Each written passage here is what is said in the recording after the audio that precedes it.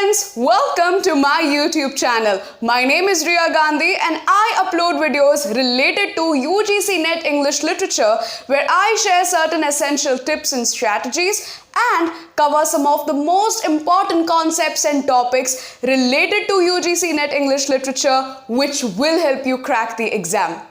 As you know, the UGC NET exam 2024 results are finally announced. It was indeed a long way, considering that the exam was taken in June 2024, then cancelled because of certain paper leak allegations, taken again in August and September, with the results finally being announced in October. First of all, a heartiest congratulations to all those who have cleared their UGC NET exam this year. You have a very bright future ahead of you and you deserved it after all the hard work and the efforts that you have put into this exam. But this video is for those who weren't able to clear their UGC NET exam. If you are one of those, then stick around till the end of this video. First of all, I'd like to say that it's okay. I know it feels extremely discouraging and disappointing knowing that after all the hard work and the efforts that we have put into this exam, we were still not able to clear it. That we were still not able to get across that cutoff. That we had to still accept failure. And it feels even more demotivating realizing that our entire career is dependent on this one exam. Let me tell you one thing. In times like these, when you feel like you are at your lowest, that when you have hit your rock bottom, these are the times that you need to believe in yourself the most. These are the times that you need to believe in your goals the most. In times like these, you need to turn your failures into opportunities. Opportunities where you can learn, opportunities where you can grow. And this video is all about that. In today's video, we are going to dive deep into some of the possible mistakes that you may have made in your UGC NET exam 2024. I'll help you identify these mistakes and share certain essential tips and strategies which will help you avoid them in your next attempt. Stick around till the end of this video to boost your UGC NET exam preparation, and if you are new here, don't forget to hit the bell icon so you don't miss out any videos that I will be uploading in the future.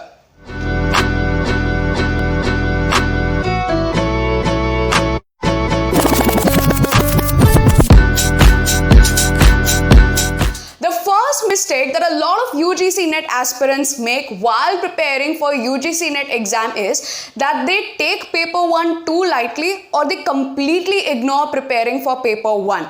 This is one of the most common mistakes that you should avoid for your UGC NET exam preparation.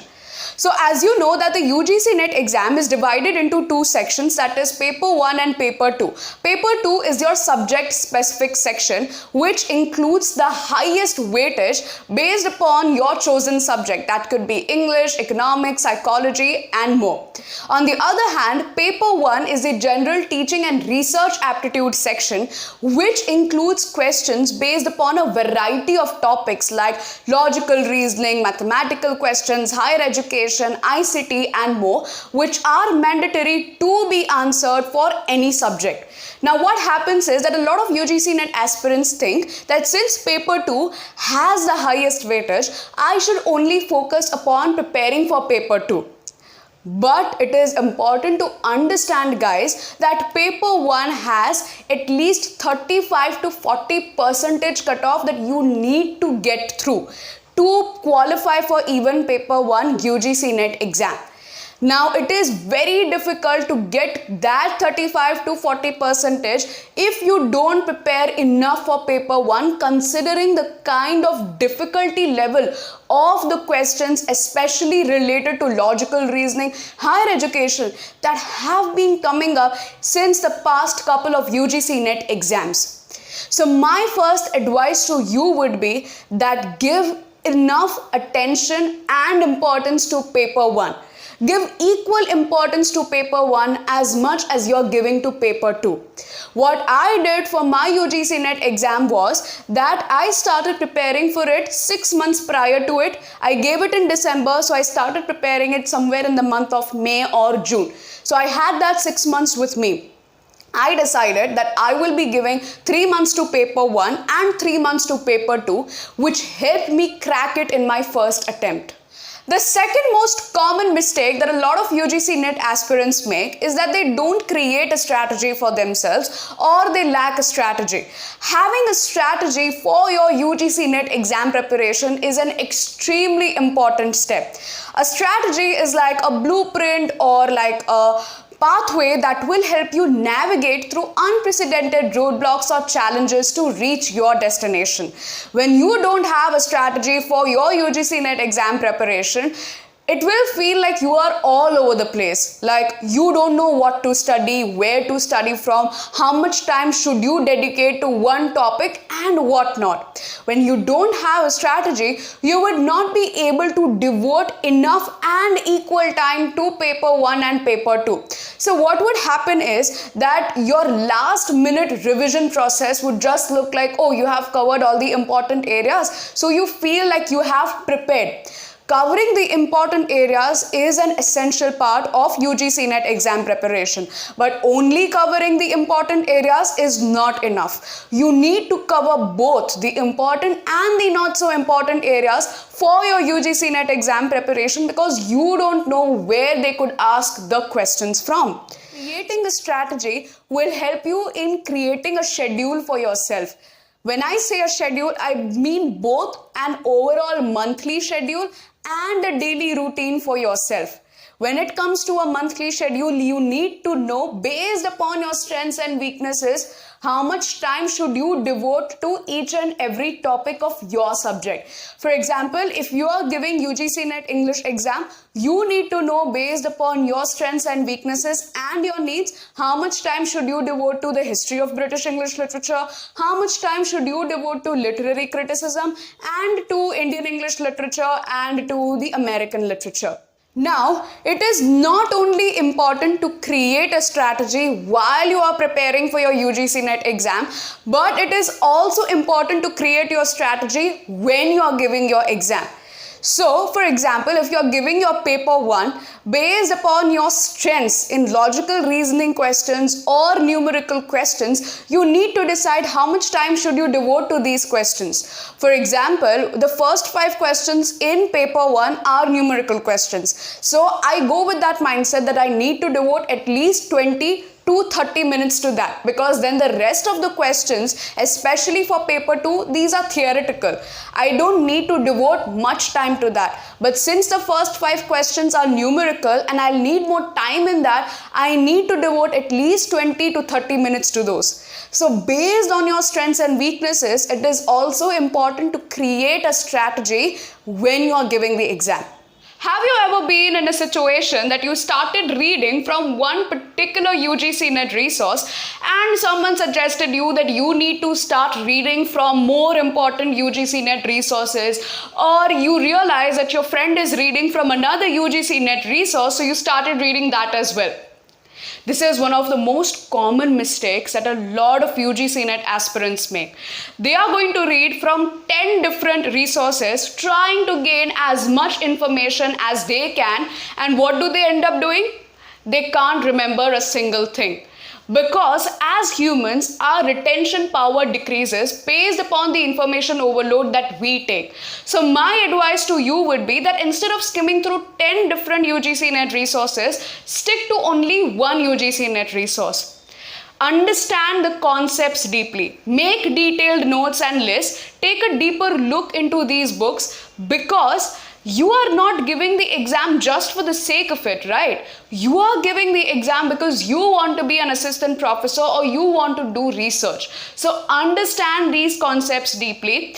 Make detailed notes and lists so that it will save you time from last minute cramming or rote learning.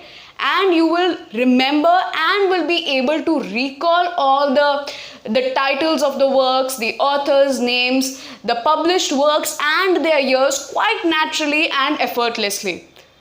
Remember, when it comes to selecting your UGC NET resource, it has to be based upon your needs and requirements. And always remember, when it comes to UGC NET resources, choose quality over quantity. Now, if you don't know where to find your resource or how to create a strategy for yourself when it comes to preparing for your UGC NET exam, don't worry, I've got you covered. I am taking live UGC NET English classes where I am providing personalized guidance, sharing feedback, and providing detailed preparation strategies for paper 1 and paper 2 related to UGC NET English exam. In these live one-on-one classes, I am breaking down every complex concept and topic related to the history of British English literature and literary criticism in a very simplified manner. If you don't know how to create a strategy for yourself and how to prepare for UGC NET exam, you will have a clearer idea once you attend these classes and sessions. If you want to know more about the guidance I offer, the sessions I take, the courses I offer, and the notes I provide, feel free to check out my TopMate page. It's topmate.io/Riya Gandhi. I'll share this link in the description box below, so don't forget to check it out. Moving on with the video, another common mistake that a lot of UGC NET aspirants make is that they don't go through the previous year question papers. Going through the previous year question papers is an extremely crucial step for your UGC NET exam preparation, especially if you're giving it for the first time. Assuming that you're giving the exam for the first time, everything is new for you. You don't know the key areas, the key topics, the key concepts that you should focus upon the most while you are appearing for the exam. So you'll just go with a preliminary understanding of the resource, but that perspective of the key concepts will be missed out.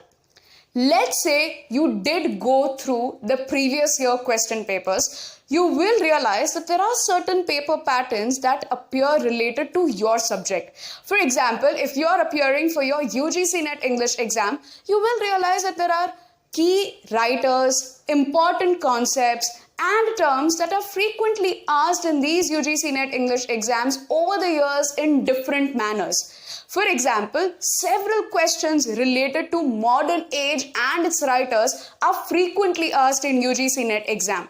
So you know that before you appear for the exam, you should revise modern age, its important writers, its works, and the key concepts related to modern age before you appear for the exam. Keep some time reserved in your schedule for solving these previous year question papers. And when you're solving paper 2, make sure that you also solve paper 1 because that will help you in your time management.